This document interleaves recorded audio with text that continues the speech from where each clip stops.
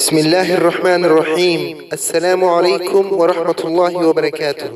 لما صاحب قيمة بدرو كسو دبادا جنالك هنان إنجليش أوفيشياليس وحانا هاي أستاذ محمد داق وحان هل كان إذن كلا سعودسين دونا عشرة دي إنجليش كاها ياد كبرتين جنالك هنان إنجليش أوفيشياليس ما أنت نوا قيبتي other ways to say قيبتي هذه اللبات other ways to say هذه آلا بوحان كسو قادنا hababka kale ee duwan hababka kale ee ereyga ingiriisiga loo adeegsado ama ereyada ku macnaha ah maanta waxaynu ku soo qaadanaynaa ereyga angry oo ah xanaaq hadaba waxaynu isla qaadaa dhigi doonaa ereyada kale ee ku macnaha ah ereyga angry iyo qaababka loo adeegsado ereyada kale ee ereyga angry ku macnaha ah waxaynu ku arkaynaa cashirka soo socda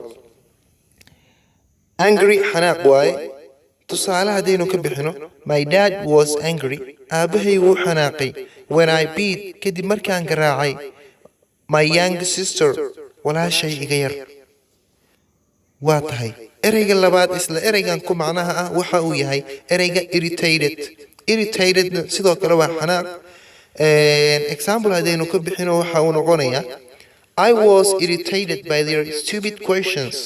I was irritated waxaan ka xanaaqay by their stupid questions su'aashooda ama su'aalahoodii doqonnimada ayaan ka xanaaqay waa tahay ereyga saddexaad ee isla ereyga angry ku macnaha ah waxa uu yahay waa ereyga annoy oo ah xanaaq asna tusaale hadaynu ka bixino she annoyed me after I ignore her call she annoyed me way iga xanaaqday ama iga carootay after I ignore her call kadib markii aan ku jaakiray ama aan xalirada ignore gareeyay ama inkirayba wicitaankeedii macna markay i wacday markii aan xalirada iska indhatiray iyadoo way iga xanaaqday waa tahay sidoo kale waxaa jira ereyga outraged waa sidoo kale wuxuu ku macno yahay ereyga angry waa xanaaq ama caro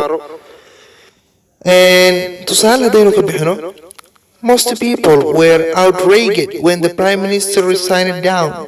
Most people, dadka badankoodii, were outraged way xanaaqeen when the Prime Minister kadib markii uu ra'iisul wasaaraha resigned down uu iscasilay. waa tahay sidoo kale waxa jira ereyga sidoo kale ereyga shanaad waa ereyga furious no sidoo kale xanaaq waaye she was very furious after her husband divorced. She was very furious. aad bay u xanaaqday after her husband divorced. kadib markii uu odaygeedii furay. She was very furious. aad bay u carootay ama u xanaaqday after her husband divorced. kadib markii uu ninkeedii furay. aad bay u xanaaqday. intaa ayaynu ku soo gabagabaynaynaa qaybtii other ways to say oo aan maanta ku dul istaagaynay ereyga angry waxaan rajaynayaa inaad wax badan ka fahanteen.